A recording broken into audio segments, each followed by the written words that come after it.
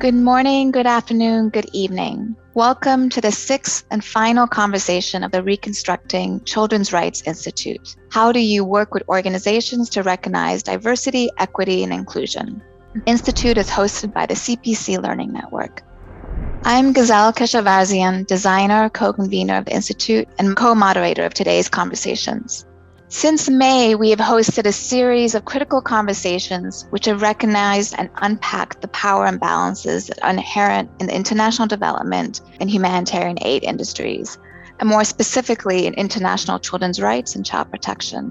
These honest conversations have examined how societal oppression like racism, classism, colonialism, sexism, and paternalism, and imbalances and abuses of power are embedded within the international children's rights industry and affect children and families around the world. Our incredible speakers have unpacked how these power imbalances play out in the international children's rights industry's policies and structures, funding ecosystem, visual arts, and programming. As we wrap up this series of conversations and finish the work of the Institute, we thought it was important to focus on what a lot of organizations have been focusing on and discussing the last 18 months: diversity, equity, and inclusion, or DEI. Several NGOs, funders, networks, and others have shared with us over this last year that they have set up working groups, reading groups, or developing internal procedures focused on DEI. Therefore, we thought it would be important to focus on this topic of DEI, but also how it intersects with these larger conversations of decolonizing aid, shifting power, the Me Too movement, and other related discussions. For today's conversations, we brought together three incredible experts who discuss their respective country, personal, and organizational experiences. They will help us better understand how to work with organizations to recognize DEI. As one of our speakers has noted on Twitter, we'll be examining the question, can we prevent DEI from becoming yet another buzzword without inflicting much meaningful and real changes? Today's conversation is a bit different from previous conversations. It will be recorded live, and we are honored to have an audience of up to 100 participants, and who all have an opportunity to engage directly with our expert speakers. After the initial introductions, the moderators will ask a couple of questions of the experts, and then we will open it up to Q&A. I will now pass it on to my colleague and partner in convening the Institute, the co-moderator of today's discussion, Mark Canavera. Thank you, Gazelle, for that excellent summary of all of the discussions we've had so far and for whetting our appetites for our superb lineup of speakers today. We are really excited to introduce you to these three individuals coming to us from three different settings and with a variety of perspectives are Chernor Bah, Santi Kusumaningrum, and Marie-Rose Romain Murphy. Chernor Bah is a globally recognized champion of girls' rights, global education, and youth development. He is the co-founder and co-CEO of Purposeful, the first Africa-rooted global feminist hub for girls' activism. At 15 years old, Chernor founded and led the Children's Forum Network, a mass movement of children who mobilized to demand their voices be included in peace and reconciliation efforts after Sierra Leone's civil war. Santi Kusumaningrum is the co-founder and director of Puskapa, a think tank that uses evidence to realize changes in Indonesia. With the center, she manages policy advocacy and the implementation of solutions she and her team design based on research.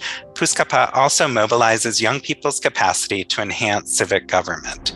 Puskapa's work focuses on addressing and mitigating the implications of poverty, violence, discrimination, and social environmental risks for children and at-risk individuals. Marie-Rose Romain Murphy is the president of RMC Romain Murphy Consulting, a nonprofit management and strategy firm that works with U.S. and international organizations on community, organizational, and resource development. She is the founder of Espoir Incorporated, Economic Stimulus Projects for Work and Action, a Haitian-led organization focusing on the long-term development of Haitian organizations working in Haiti.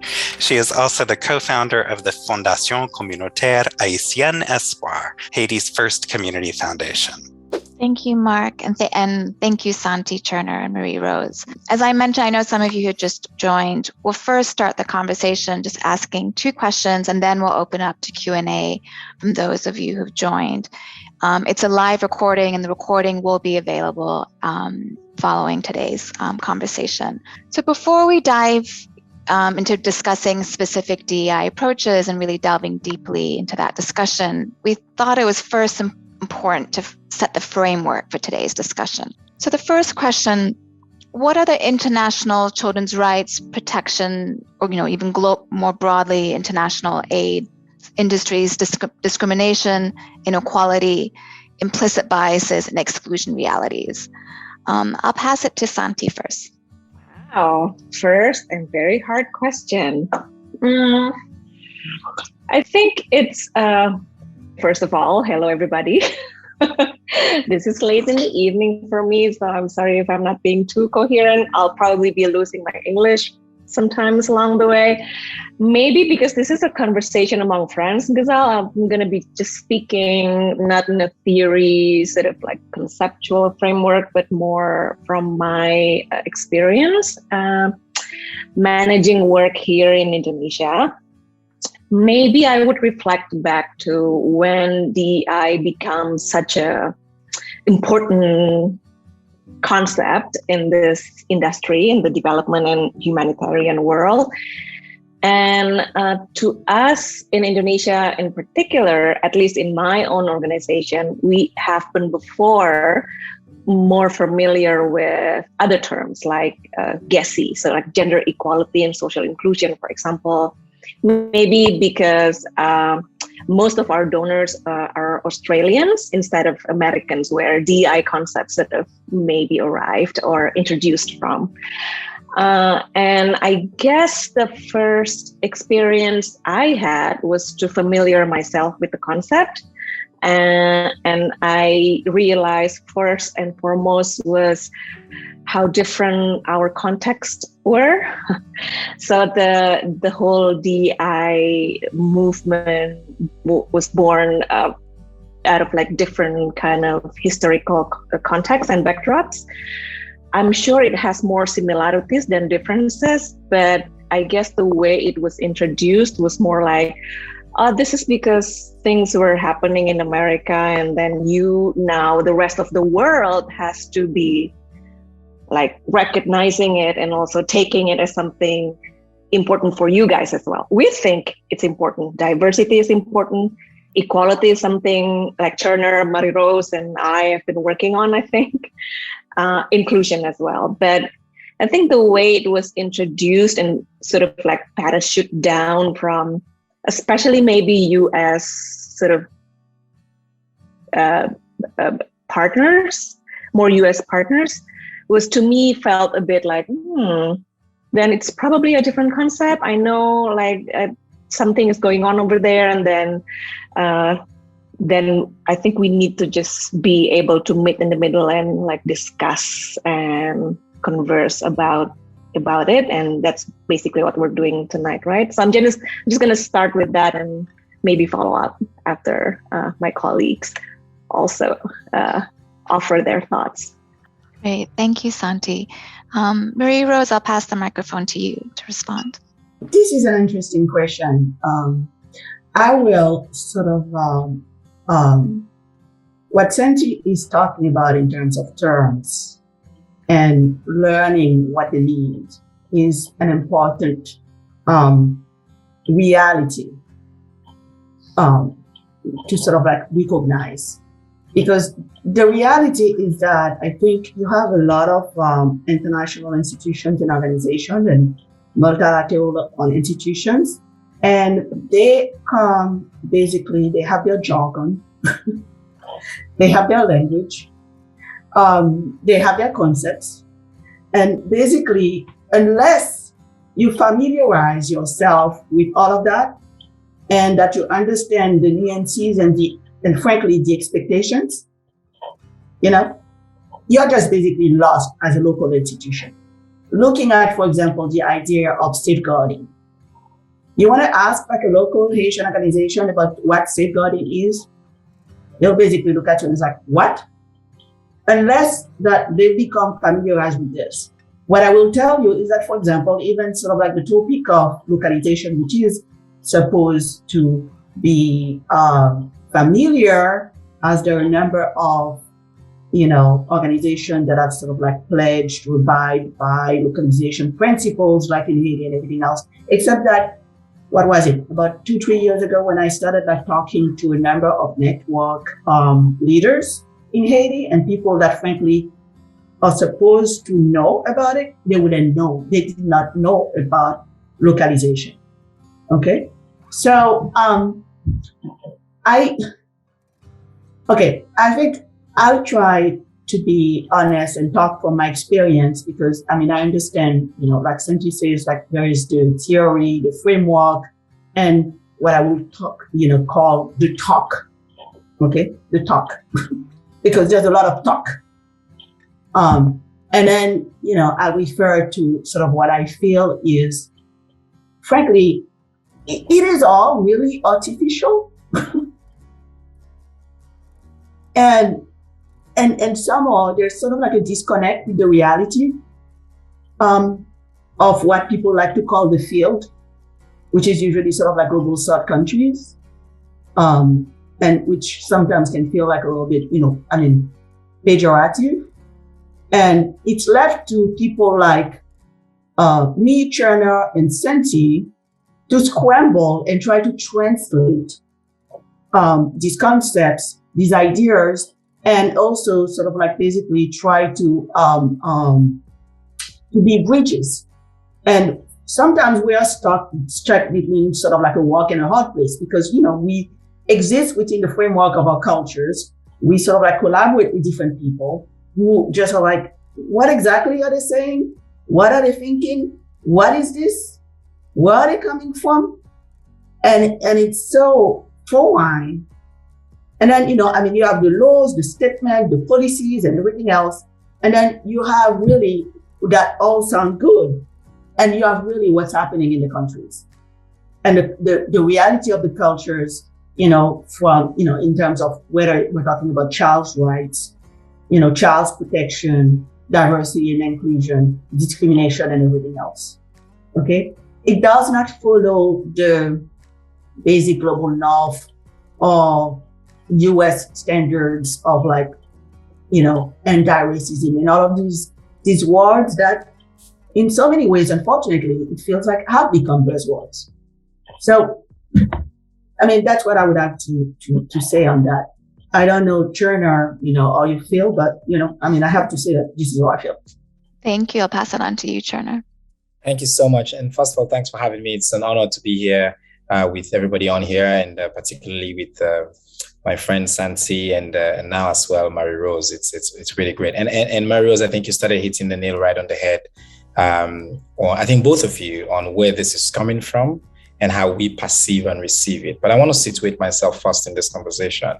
My background, I was, as a child, I was a refugee and a displaced. So I was that child that was standing there waiting in line and getting all this help and went to school on scholarships that were provided by aid agencies. I became an activist working with aid agencies and was the child that was essentially the poster child for aid agencies. Look at what can happen when you invest in a child from the slums. And I was on all the child participation panels and all of that. And then having been especially kind of almost brainwashed on the power and this importance of and the magic of this sector, as you referred to it, my ambition was to actually be one of those saviors in the sector. So I achieved it. I became a humanitarian worker. I worked across the world. I was, on some of the teams in Haiti. I was in New Orleans, and I've been and traveled and worked in Lebanon and other parts of the world, and then being in and around the United Nations. So now I run as one of the co-leaders of an international NGO that focuses on girls' rights specifically. So I come to this perspective having, kind of existed in all the different kinds of ways within this particular child protection, development, do good and feel good sector. And to your question directly, my conclusion is that it's a inherently problematic sector that we have not, as a structure, as a system, even attempted or tried to deconstruct both the root cause and the manifestation of our power, how that power is manifested in different countries, and how we show up in the world. I think that for a long time, especially those doing particularly child rights work, considered all of these things we're talking about as the things that we work on for other people. Others need to work on these issues. Oh, diversity, equity, and inclusion. That's not about us, because we're the good people. No conversation on the root cause, of course, as I've said, of the colonial slavery and racist nature of both the structure and the power that we have, how resources flow and resources move in this sector, who has power in the respective organizations, who has money. It's like something that we don't even talk about. Where does this money come from? And why are we so-called recipient countries and organizations, and how that flows? And then just the ways that we manifest as well in respective countries. So who's promoted, who's not promoted, and then how we deal with children themselves. As I said, kind of like the blatant, obvious tokenism and the exploitation, the commercialization of the pain and suffering of children. Almost none of that conversation has been had in a truly deep, systematic way within the system. So when the world kind of started in the past few years, or when it trended, because there are a lot of people, as you said, Santi, in opening, that have been talking about racism and anti-racism and the problematic nature of global aid, but it's just that conversation was not yet trending. What you saw was, in response to that, many major global aid agencies started thinking of, okay, again, how do we tick the box? What are the different things that we need to introduce to A, make us feel good, and B, which is a classic feature of this sector, to minimize risk, to use a word that they like, which is, we don't want, what's the risk of this blowing back? What's the risk of people kind of raising their voices on these things? So it's not to structurally, holistically deal with both the root causes and the manifestations of discrimination, exclusion, and inequality in these organizations, and in the systems and in the power, and who has money and who does not, and who has knowledge and whose knowledge is considered knowledge. That's a really big part of this conversation that I hope we get to as well, because it's not just, questions of capacity and things like that. It's not just about who has money, but, in my organizational purpose, we talk a lot about different ways of knowing. Yeah. Marie-Rose just talked about a big term that they like to throw on us, safeguarding, especially in this field. But again, it's like what happens in this sector, which has its roots in colonialism, is that to be free, to be good, we basically have to be you.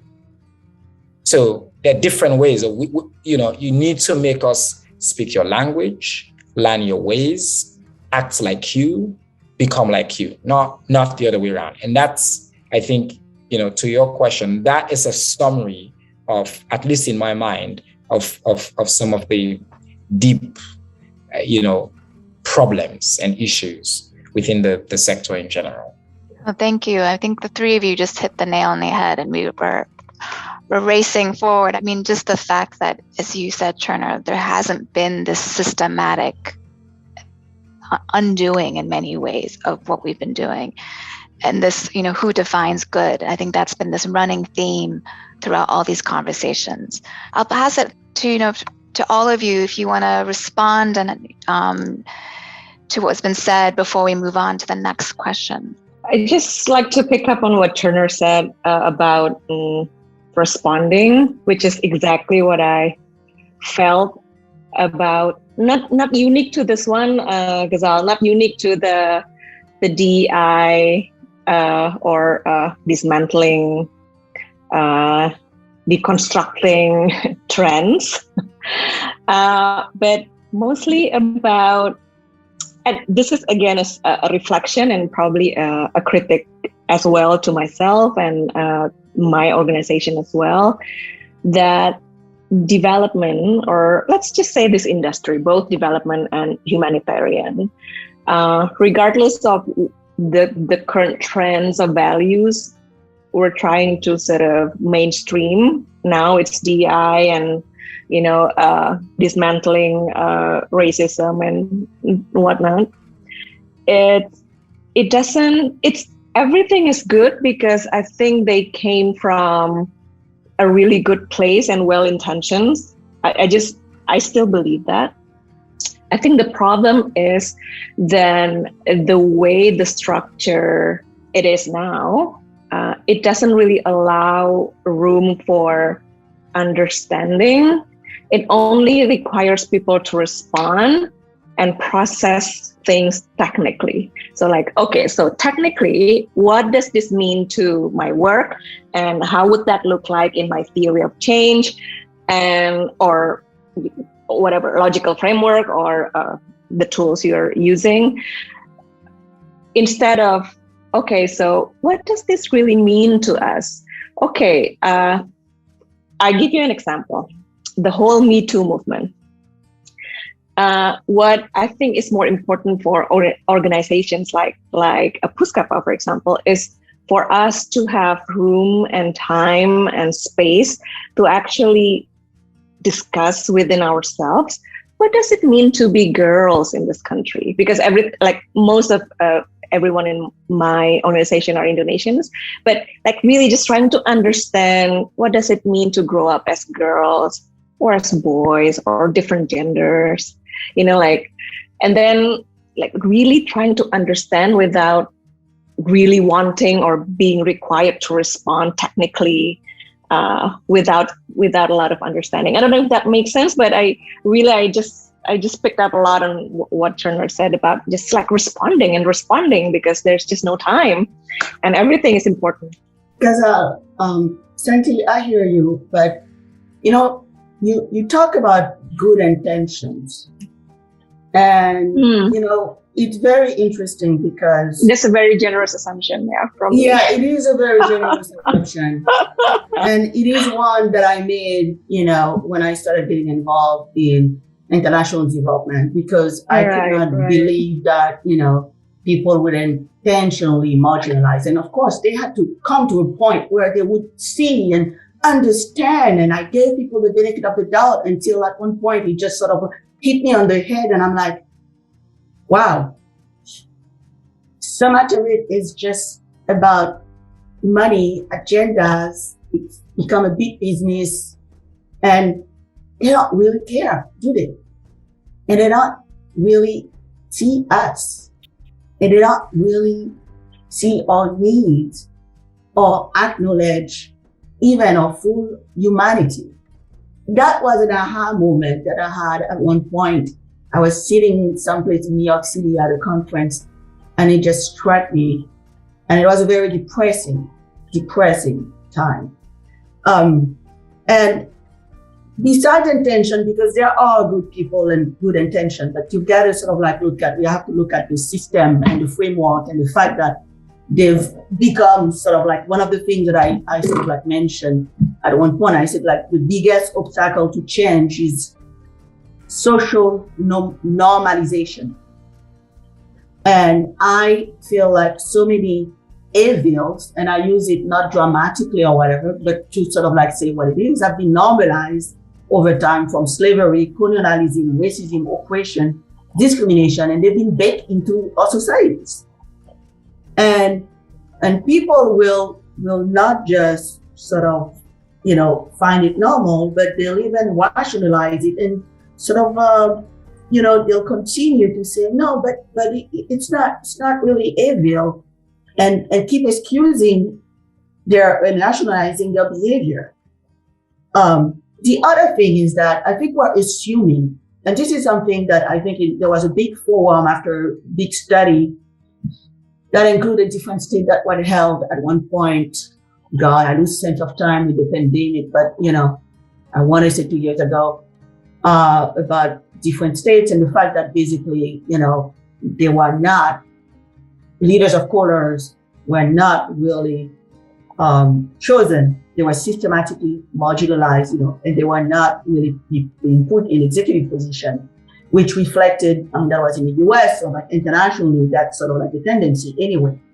And toward the end, and I made the mistake of going there because, at this point, I've been working in the social change sector for about 30 years.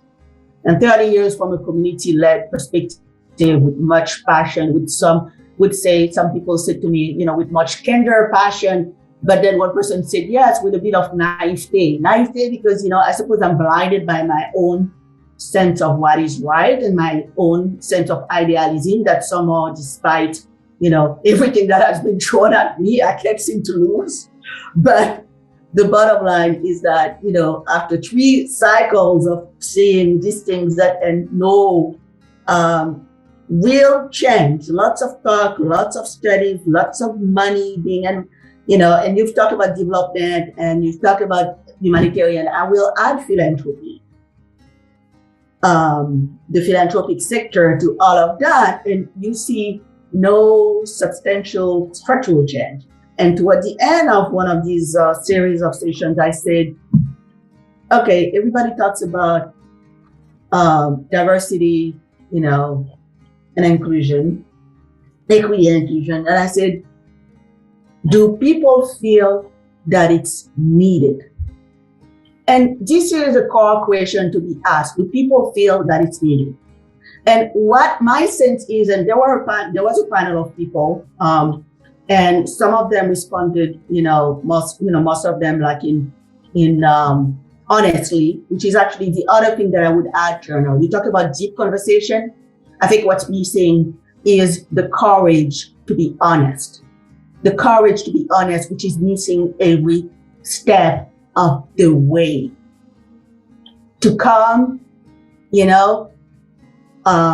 with openness, embracing true change, not worrying about whether your boss or you're going to alienate such and such funder, worrying about really how can we advance this and then bring ourselves with integrity to a change process, which is a huge missing piece.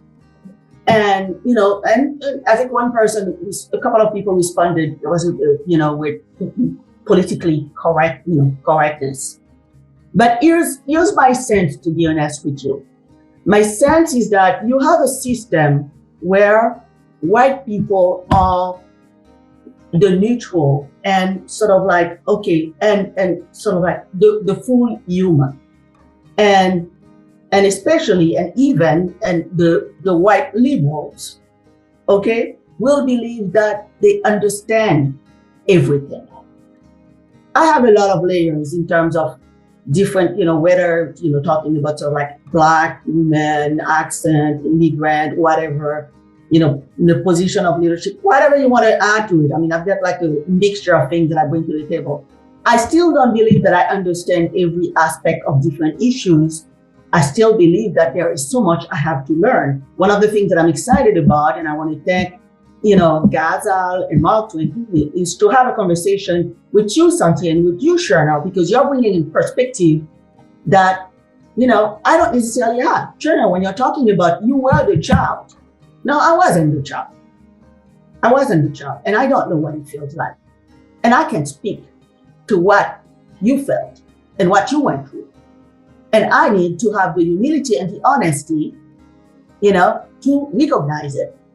The problem is that you have a lot of white people who just kind of like believe they understand. And there is this almost resentment to this push for diversity.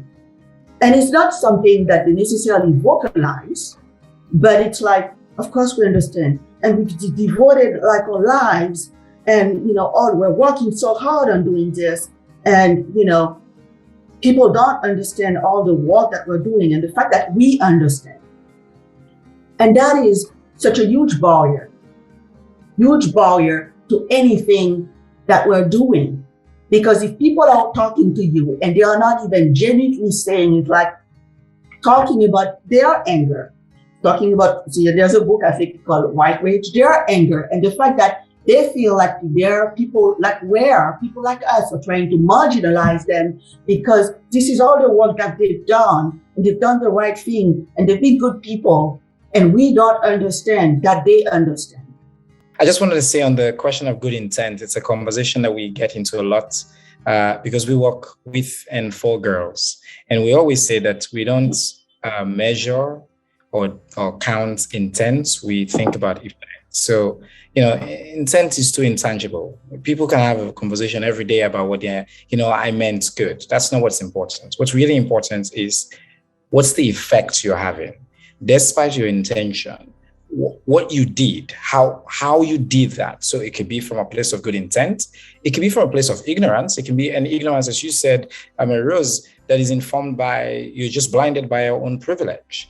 And I think that's important to think about, that, what's the responsibility we have as well coming into this conversation, and to learn, to be humble, to kind of think about all of this. And I think one more thing I would say is we cannot discount that we are all socialized by deeply racist imperial structures and systems of education that teach us from birth to value white as superior, that is defined by a system of anti-Blackness. So, the person, the boss is, I'm a CEO of an international NGO, and I travel with my colleagues all the time. And if I'm traveling with my white colleague, they get the check, everybody turns to them, everybody asks them for, and again, those people don't mean bad, but I'm sorry, it's not their intent, but it's the effect. So it's the idea that we're all social. So this is what I mean, like as a structure, as a system, we can't assume neutrality,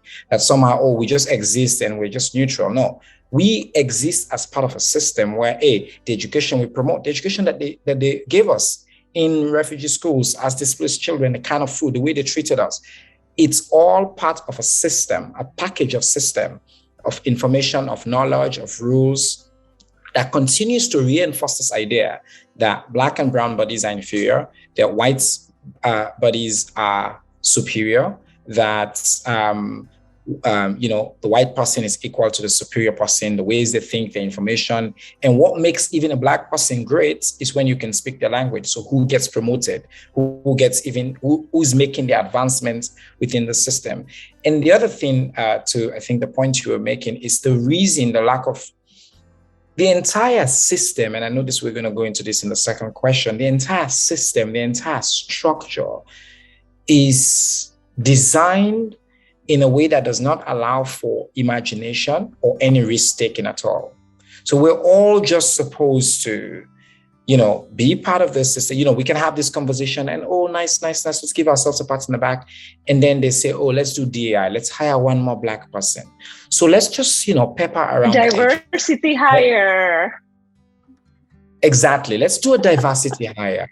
Look at this. This is what we do. It does not address the root cause of what we're talking about, the system that gave rise to this in the first place, and what we can do. So if you're not being uncomfortable, if you're not pushing the structures that exist in the nature of your organization, how you get your money, who you give your money to, what do you require to even give that money? These elaborate systems of report writing and monitoring, evaluation, and learning that are inherently kind of westernized ideas that are imposed on groups that actually discriminate as well local groups. What that ends up creating is new kinds of industries that also lord it over us, that again value only a specific ways of doing things. So until and unless we're willing, as you said, Marie-Rose, about the boldness and the courage to say, first, we have to deconstruct, or first we have to acknowledge that, hey, problem, B, we're willing to break some of this down. We need to really shake and ruffle and be uncomfortable and then rebuild in a way that is consistent with the communities that we work in and the communities and the young people that we work with. Then I think we can just all keep talking and feeling good about ourselves. Can I just add a little bit on the intent? Please. Oh, I'm so glad that I sparked a conversation. But I come from a place where I believe everything is structural, including intention. And I agree with you, Chernor. I hear you that let's not ever measure things by the way they were intended, but by the impact. I completely agree with that. But at least from my place, with my team, in my organization, I need to also discuss intent because intentions are always structural as well. And to understand that is to allow us the room to recognize that there were intentions and different kinds of intentions and where they're coming from as well. So yeah, I think everything is structural. And I still believe that there must be a room made to discuss intention, not to forgive bad people per se, but really to just discuss within people in the recipient countries like us to understand where intentions are also coming from and how they're sort of shaped. I think that we need, to build on what you're saying is and what Chernor said, we need to recognize that we are mixtures. We're all mixtures of good and bad. And frankly, this is about making a choice of who we choose to be. And I guess, it goes beyond intention, as in sort of deliberately choosing a path, choosing values, and having a value-driven approach.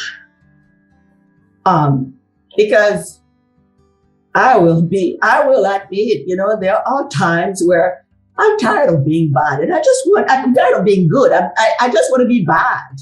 I just want to be, that if I get, attacked, or God forbid, somebody that I care about or value that I really care about gets attacked, I just want to bite somebody's head off. Okay? Then I have to take a deep, deep breath. Okay? Step back and say, is it who I want to be? Is it going to have the impact that I want to have?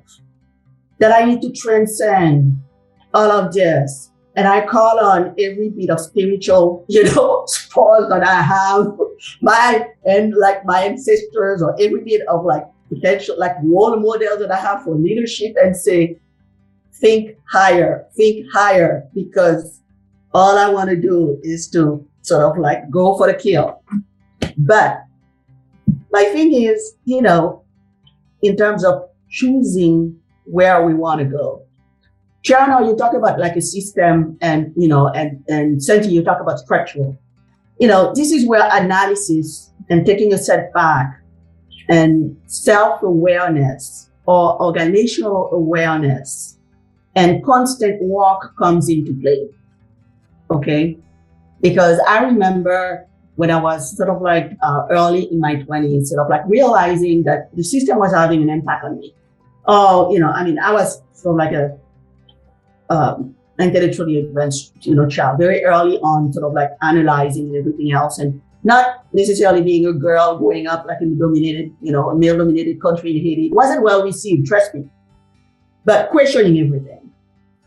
And I think one of the things that we need to do is to question ourselves and our reactions, and sort of say, no, I don't like what I hear. I don't like what I see. This is not who I want to be. And literally sort of try to do that. And not just as individuals, but as leaders, and in terms of, and as organizations.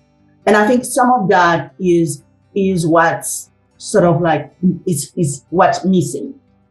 Yes, we have to talk about impact and the impact on our intentions, but not, and realize that sometimes we not only just make mistakes, but that whatever wonderful program that we designed, which came from some award-winning someplace that we are adapting to this and bringing and raising millions for, has just horribly been implemented and failed, wasted, and crushed dreams. For me, no, I'm not even going to try to say, oh yeah, I'm this perfect, wonderful, always wants to do sort of like, well, yeah, I want to do the best, but sometimes, do I fail? Yeah, sometimes even despite my intentions and my whatever, I do fail. I do fail because we're all prisoners of ourselves and we're all products of the system. But do I try to step back and then try to figure it out and lick my wounds and dig deep and try to have some sort of a reflection? Yes. So if we can do that, and if our systems can do that, this is what we need to do. Thank you, Marie-Rose, and thank you, Santi and Chernor. I am very appreciative of the real talk that you have already brought and the conversation you have begun fostering amongst each other. So many extremely deep points for us to think about in this first segment of the conversation. We absolutely hear this critique that even the concept and the framing of diversity, equity, and inclusion is in some ways an imposition, and we really need to dig deeper and figure out what we're talking about. And I also really appreciate, Marie-Rose, your comment about the ways in which the imposition of languages and framings creates additional work for people to become translators and bridges. And I thank all three of you for helping us to unpack that. And Chernor, I'm also just very appreciative of your designation of organizations taking a box-ticking approach to minimize risk, when in fact we need to do something much more fundamental. And you all have very courageously and graciously offered your personal stories as part of this. And I think we've been hearing how the personal and the systemic and the political and the technical all interact in very complex ways. I do just want to say, as a white American working in this space, I have absolutely seen that whether or not my good intentions my intentions were good, they were assumed to be good. And that is part of the structure. And that I can spend the rest of my life working to redress power and have this much of an impact, but that it's worthwhile to be working in that direction rather than simply buttressing the elements of the system that are unjust and inequitable. So this for me is not box ticking, but I think what will carry me through to the end of my life, I think. But that is something it took me a long time to come to. You really think that if you just tinker a little bit here and a little bit there and do some diversity hires, then you will be on the right path. But these issues are much more fundamental, I think. So turning to that structural systemic change, and I'm cognizant here, the first time that we talked to Santi about dismantling systems, she said, what does this word dismantle even mean? And I love that comment. What does the dismantling mean?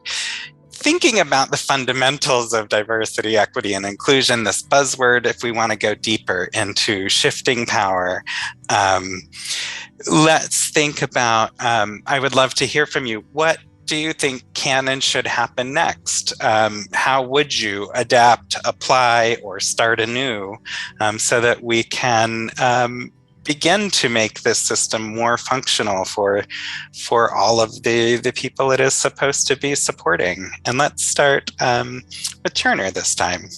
Thank you so much. And thanks for that, your own candor and reflection and trying to pull it all together so far.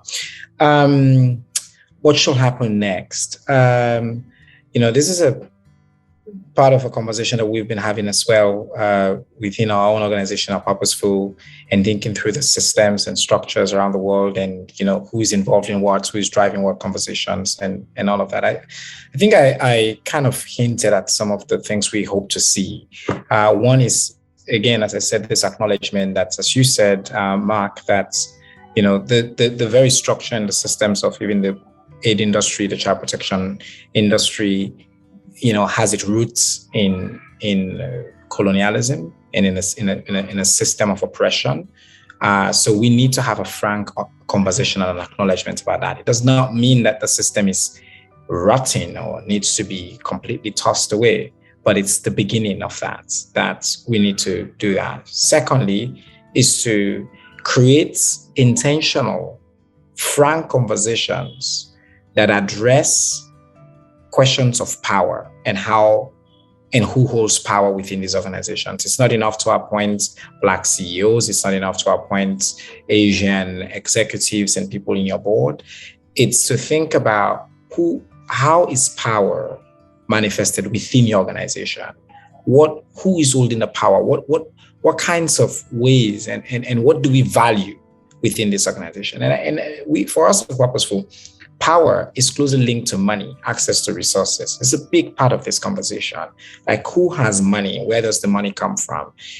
Santi, you referenced just now the idea of, for us, the recipient countries.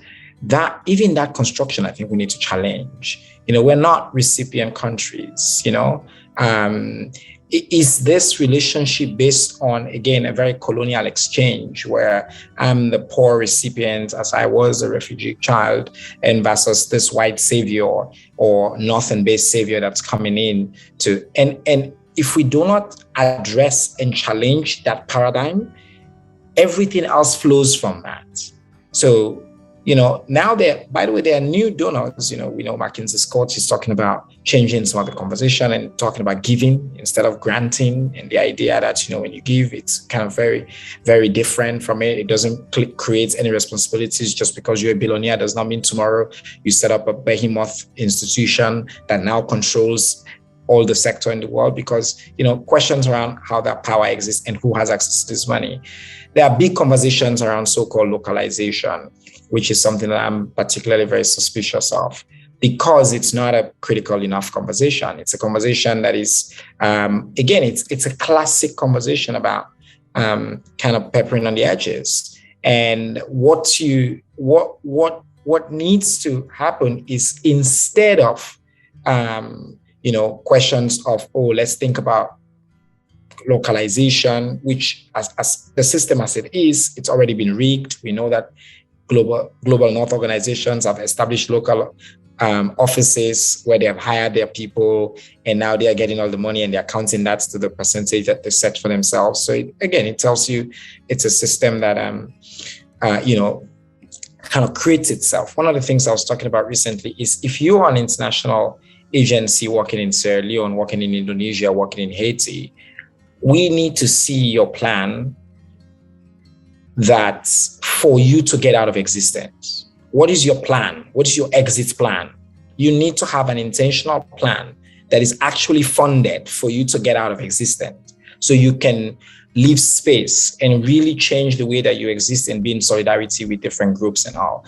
And I think if you're having that kind of level of deep system-wide conversation, it can translate to more substantive parts of this so-called, diversity, equity, and inclusion component.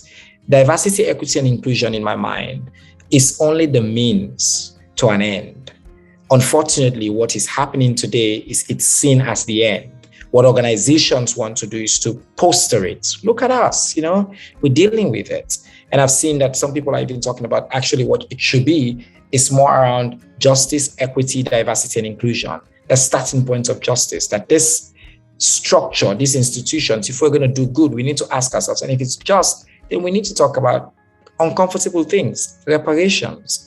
We need to talk about, in fact, the money you were giving. I'm sorry, it's not because the UK loves Sierra Leone. It's because the UK is part of the system that plundered Sierra Leone, that stole from us, that stole everything that we had, and that there's cultures and countries are built off the backs of our people, and that they have continued to build their system based up. So that exchange is not because they love us. It's not because, and we don't have to kind of like bend down completely backwards to have those resources. So in my mind, until we radicalize that conversation, then if we're having that conversation, we can accept that money, but that money comes with different kinds of strings attached.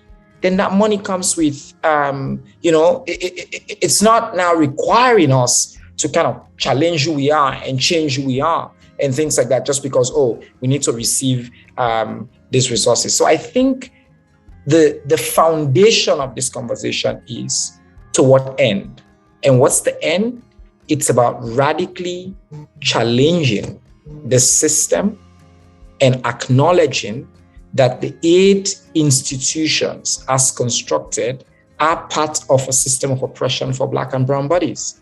And that we need to, while we're at the same time feeding the children and immunizing them and doing all those nice things that we like to pat ourselves on the back for, understand that we are part of the system that created the problem in the first place that makes you needing to feed those children and immunize those children. So while you're doing that, you need to have a very clear stance on what you are doing as well and how you are working towards. That includes in your structures, in your system, who you hire, who has power, auditing your organization about how you progress.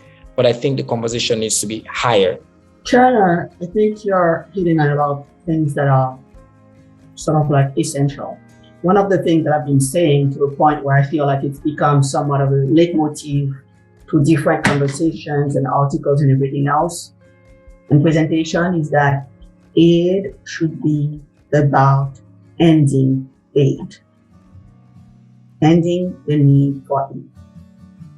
That really is the bottom line. And if it is, because somehow I think the industry has, and I use the word industry, has lost touch with that. If it's ever been even its purpose, frankly, but frankly, this is what it purports to be about ending poverty, ending whatever, just ending something. But really, it's supposed to be ending the need for aid. What it does require, though, you've talked about power, but it's about a shifting of the mind, a complete shifting of the mindset of the sector. I'm gonna use a quote that I love so much that I've been like pinning it on my Twitter profile forever. It's because I just feel like it's so perfect in terms of the different sectors. The electric light did not come from the continuous improvement of candles. And I repeat it, the electric light did not come from the continuous improvement of candles. It's a quote by Owen Harari. I say that because this is what I feel like the ed sector is doing. Let's put some big innovation. Let's put some perfume in that candle. Or let's have this presentation. Let's put it like on this. Let's do this. Where basically the way it was constructed, the way it is framed, it is not, conducive and or leading to the equality. I mean, otherwise it would have worked. What are we talking about? 2% of development, 3% of humanitarian. I don't even want to talk about philanthropy at this stage in terms of the money that gets to Black and brown people. Come on, let's get real. I don't care how much people talk about, equality, equity, wanting to, DEI is a bone. It's a bone that's being thrown at us. And it's hiding the whole issues. And even when you sort of like dig and try to figure out what's going on, who are the firms that are making big money? Usually whenever there is big money, we are going to see white people making this big money. The big, large firms, white firms, are the ones that are being hired, the big consultants. These are the people that are making money, people that can make others feel comfortable. All right? So I think that, and when we're talking about, shifting of the mindset, one point that I do want to make, all right? And I think you've alluded to that, Chernor, talking and Santi talking about, we're part of the system and everything else. We have to decolonize ourselves. Wealth and justice doesn't trickle down. That much we need to be clear about. All right? Whatever economic systems is very often promoted, wealthy people are going to give back whatever or something like that. No. If you start looking percentages and everything else, it doesn't happen. I think that we need to sort of like, okay, what does trickle down and what is key in terms of many of our communities, many of our countries is the impact of leadership. Okay? We have to realize that, okay, what is it in terms of inclusion, diversity and inclusion? There are issues of, different ethnic groups, issues of caste, issues of class, issues of colorism, things that we're internalizing and then feeling that we always have to prove ourselves. I remember being a young professional and then thinking, oh yeah, of course, I don't have a problem. You're young, I'll prove myself. Mid-career, it started like getting a little, and I'd done like a lot of different things that people were saying that were impossible. And it was like, oh, okay, really? You want to prove myself? I'm at a stage where, at this point, after over 30 years of building construction organizations, starting different movements and everything else, having done so much, and I'm like, wait a minute, you're still asking me to prove myself? While you're throwing money at some kids or some, white kids and white people that have water, milk behind their ears and throwing money, and I've got to jump to 20,000 hoops just to get like a, 20, 50,000. And there have been studies to document that, by the way, $20,000 to $50,000 grant. Let's get real. Why is that? Why is that? And I think like part of it is because we can talk about all of this and we can even throw like a little bit of money about all of this. But unless we start looking at our day-to-day behaviors and at the policies and acknowledging sort of all of the issues that we hold within ourselves and our system are doing, okay, whether we're white or not, okay, whether we're Asian, whatever, from wherever, we won't get anywhere. Part of it is definitely an internal journey and a long-term commitment, all right? And a personal commitment. And part of it is a system commitment, realizing that, no, this is not, okay, it's about me and who I hire, even if, like I said, and everything else, and why I hire them or not hire them or what I do and how deeply I want to go in terms of seeking fairness and justice and promoting it, as opposed to sitting comfortably, where I am, like in a system that supports me. Then also look at the policies. When I've done a presentation to country donors, the European country donors that I want to mention, and I couldn't believe that when I talked to them about the system being donor-driven and the fact that in terms of really trying to promote more just and fair practices in terms of global South countries and everything else, that they needed to weigh in and kind of like support more specific policies in terms of the structuring of their giving. And they said, well, we can't do that. They basically acted as if they were powerless. Okay? And for me, that's scary. That's scary. And I think what I saw, if you deconstruct it, and some of it, is assumption, is that you get a class of people, you get an oligarchy, you get a club, you get all of these things that are happening. The same things that they will go and say to global South people, oh, wait a minute. No, you cannot do that and go with your circle and everything else. This is what's going on. If you analyze the power structures, there are all of these organizations that are working with each other, these small circles, and they become friends, they are buddies, they have this, and they see each other, and it's like, no, I can't hold them accountable. So we have, and I know it's difficult because if you have to do it at any level, I've had to do it, to question and do it accountable. It doesn't feel like, it's not a good place to be. And it's a difficult place to be. And this is where we need guts and a commitment to justice and fairness that sometimes is downright painful.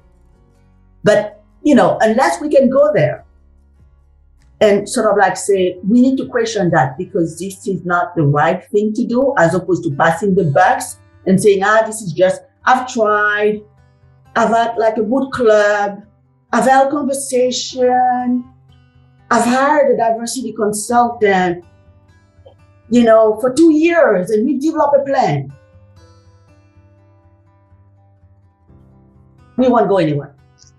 Thank you, Marie-Rose. And Santi, thoughts on how we move forward? And then we'll bring questions from the audience, of which we currently have 4. And then they're very meaty questions as well. How do we move forward? Oh my God. Okay, I'm just going to be honest with you, Mark.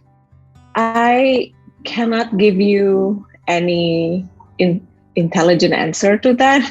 What I can share with you is what I think we need, not what I think the system should do in terms of improving themselves. So I'm just going to start from there. I'm going to start from, I think one of the pink elephants in my workroom now is the fact that, at least in my context, the concept of rights have always been challenged as something Western or foreign. So that's rights, right? Something that's been around us and have been a part of what we do for like the past, 50 years now.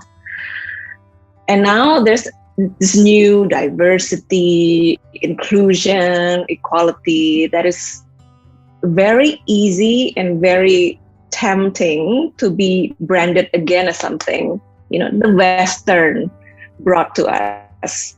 So I think, to me, at least, what we need to dismantle is our own suspicion that those values are Western and foreign, because it's true that your DEI context, Mark, is probably different, but it doesn't mean that I don't want to be a DEI sensitive person, because I believe that being a DEI sensitive person means that at least I'm trying to be good.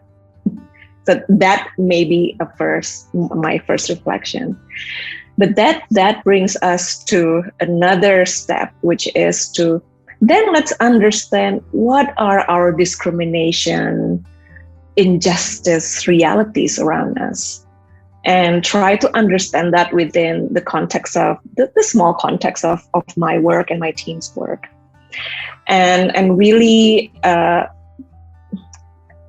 think I've told you this once, Mark, that maybe in terms of being able to do DEI properly, organizations like Puskapa, for example, needs to do our context assessment. What are the hates and persecutions around us?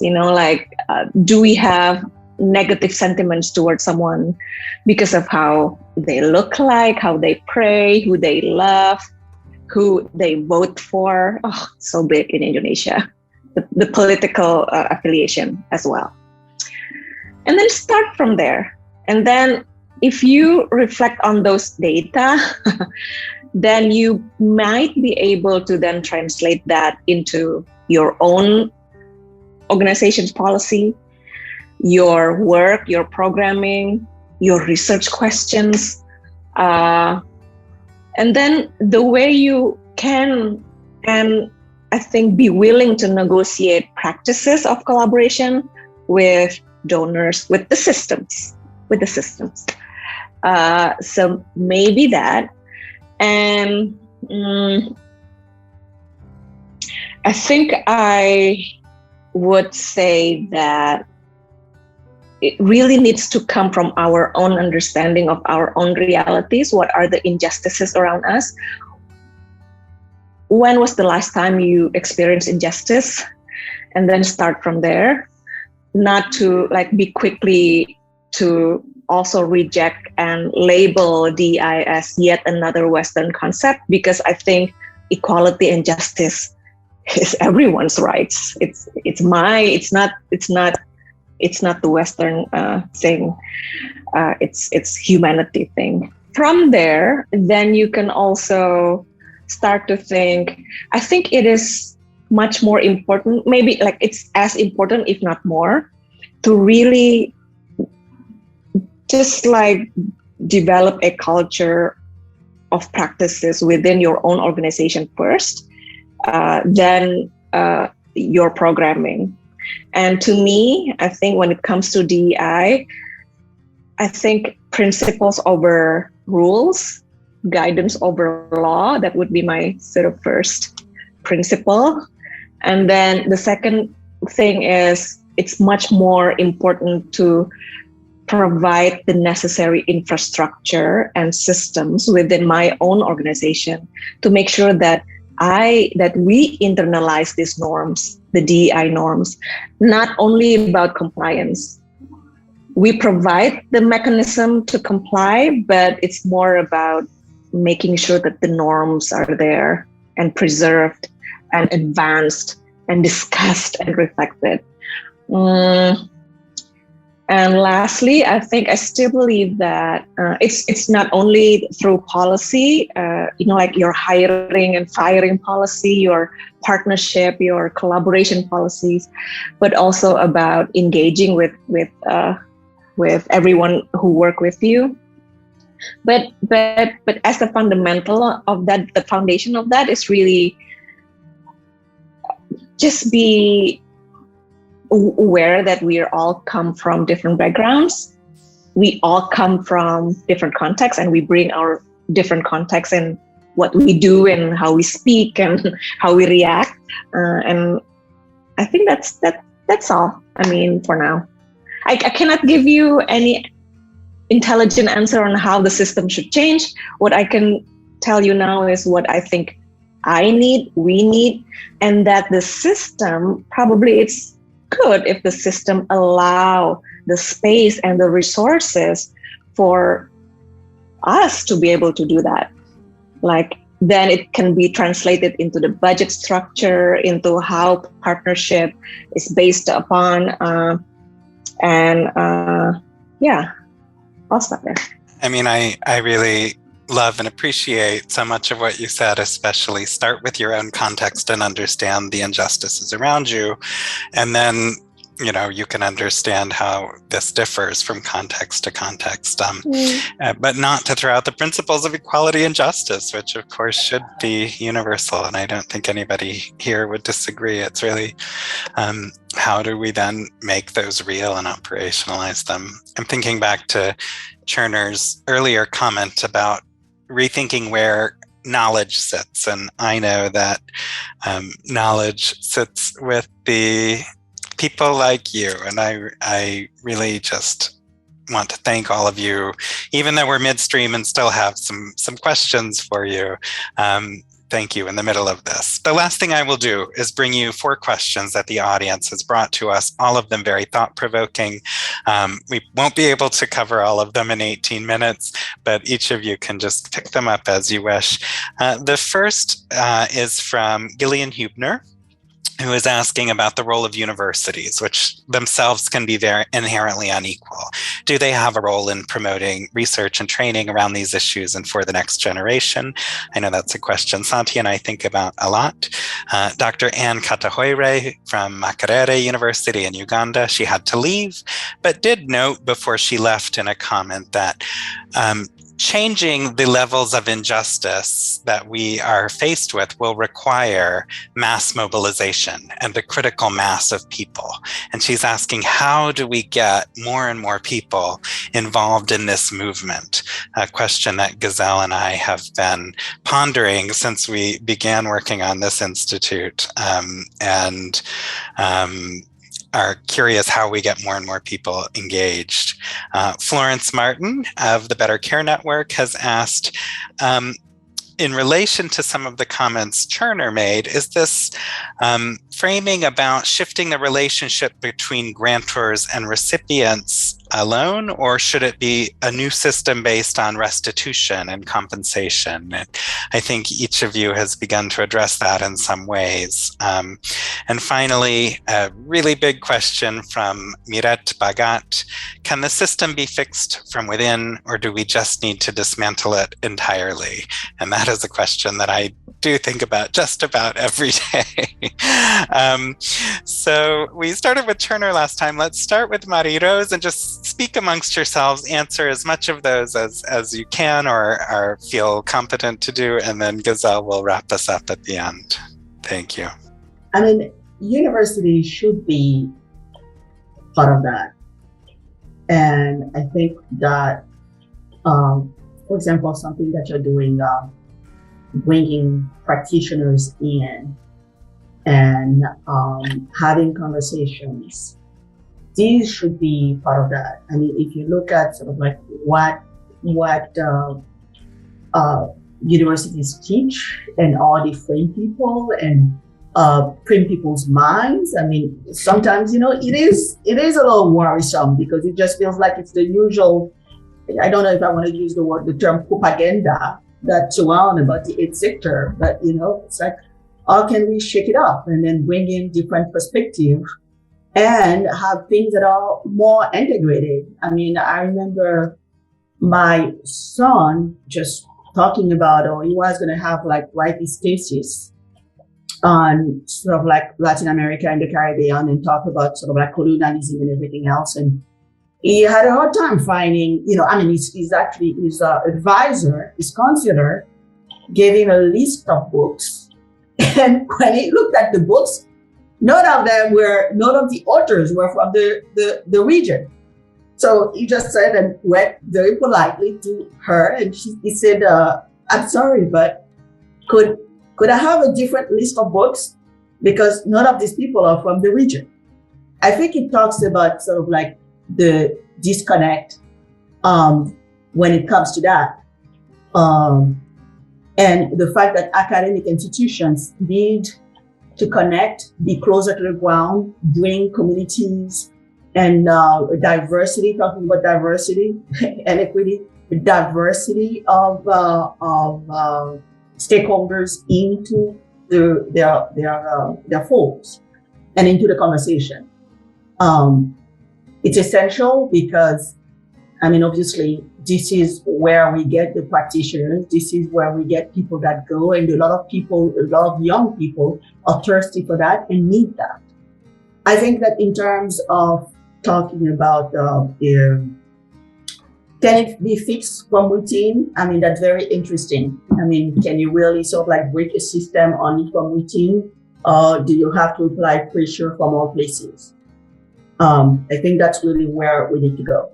Then in terms of mass mobilization, there needs to be mobilization and organizing. And I think some of it is happening where people are going across sectors, because right now, you have a system because of the way it is. And I remember there's an article that Deegan, Ali and I co-wrote where basically we're all, very often we're all sort of like sitting there chasing grants, chasing this, chasing that, because that's what we need for the survival of organizations and our programs. And then, as opposed to sort of like focusing on the advocacy part. And very often what is not funded and has to be funded, with our blood, frankly, sometimes, is this very important piece of community and sector mobilization and advocacy. This piece is not funded, where you'll have a lot of funding go to the think tanks, to the universities, for the research, all of it that's not necessarily kind of like close to the ground. When it comes to mobilization of sectors and for frankly, what I call the building of a power base that can actually legitimately question the way the system is and push for changes, this is not something that is funded. And we need to ask us why. Because this is the status quo that's protecting itself.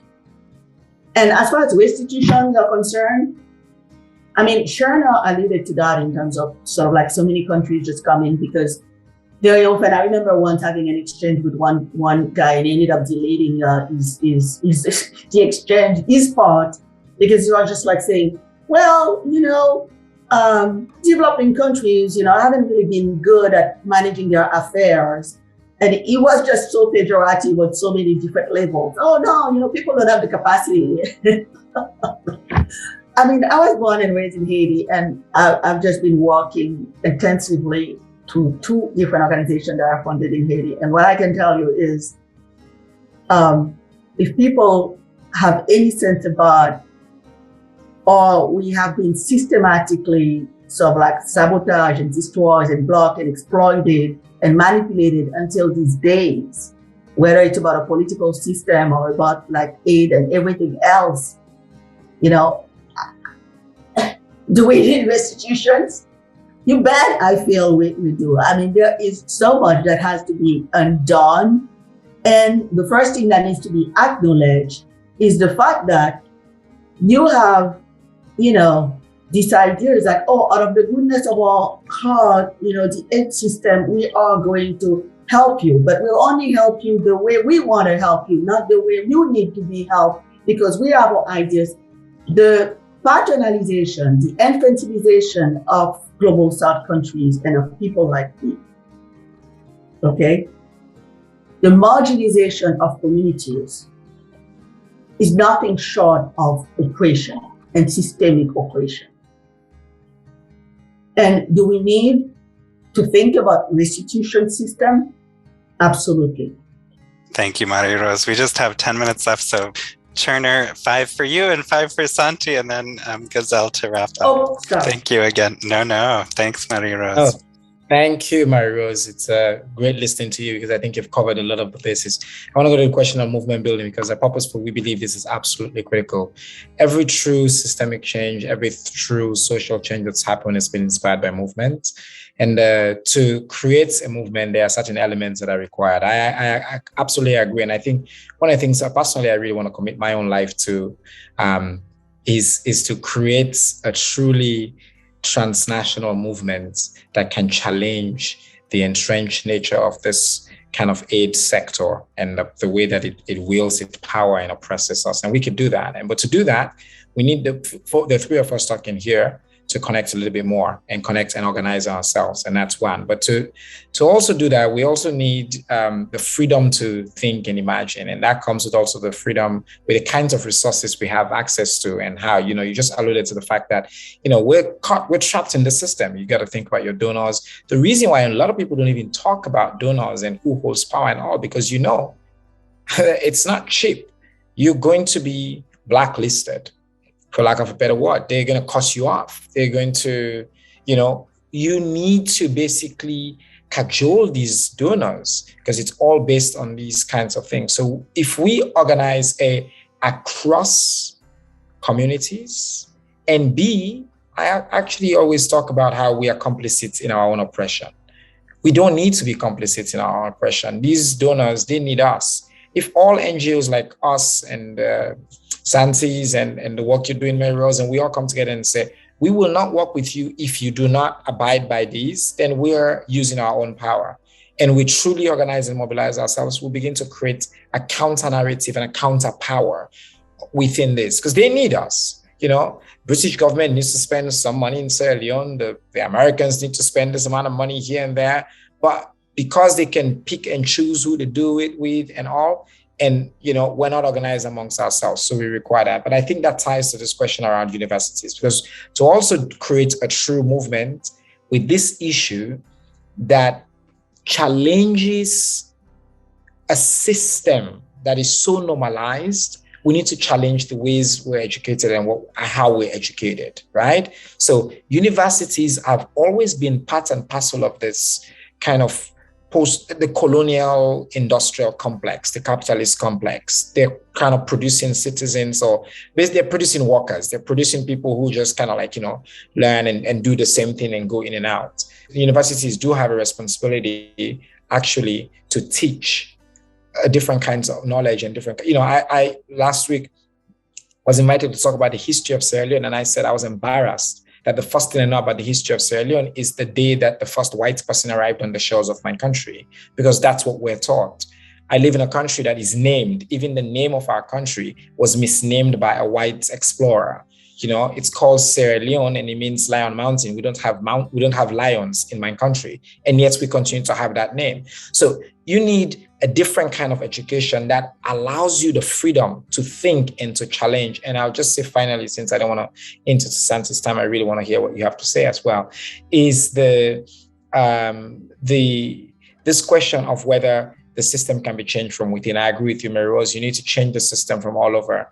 You can't, the system as is right now is going to continue to exist until we kind of push at it. So I think it needs to be dismantled, but we're dismantling it from within and without. Some of these things we just talked about, kind of challenging money. Who gives money? Our purposeful, we give unrestricted grants to girls, unrestricted money to girls and girls groups. We say, we trust you, have the money, do whatever you want to do, organize. You don't have to report to us. We have calls where we just talk to you and things like that. We need to do that and continue to do that at scale. And more of us need to organize and do those things, and then it will lead to more changes. But I'll stop there. Santi, over to you. Wow, how do I follow that? Okay. How do we change? Two ways, Mark. We push back and we prove them wrong. Basically that. But in terms of university, maybe again, this is from a very small context that I do, at least in my classes. What I'm trying to teach my students is that always question motives and context, but investigate those using evidence. Understand the politics of data, take sides in your research agenda, understand the power dynamic in scientific evidence, but do not say no to the efficacy of scientific approaches. I think that would be that. I would invite my students to really understand where data comes from, but also understand the limitations of different studies. But lastly, I think do not take a sweeping judgment that because the production of knowledge is a privilege, then that means all data are problematic, because there are good data. I believe in scientific approaches. I believe in evidence as well. But always visit your purpose, check your questions that you're seeking answers to. What do you need to do to get answers, and how to do it ethically, basically, but with rigor as well. So that, at least in the university, in a small classes that I teach. But I have few really pragmatic suggestions to donors. We're probably also here among this. Among the group that we are having conversation with, because we're all believe in DEI, maybe revisit and review your grant structures, and do not ask us to sign an agreement where the owner of the intellectual property of this partnership would be you. It should always be a joint partner, like ownership of intellectual property, knowledge, production, or anything. Just that as a simple ask. Secondly, when you assign us to an agreement and you ask us to sign your DEI protocols or your sexual violence prevention and handling response mechanism, maybe it's good if you ask if we have one and then you also sign ours. So it's a mutual, it's a partnership, right? And lastly, my simple ask is that let's revisit together what you demand of us when you talk about sustainability. Do not give us money and ask us that once the money is done, then we will be able to finance ourselves indefinitely. That's unrealistic. That's not how the world is structured. That's not how this relationship between richer and less developed countries are made. So that's it. Thank you. Thank you so much, Santi, Chernor, Marie-Rose.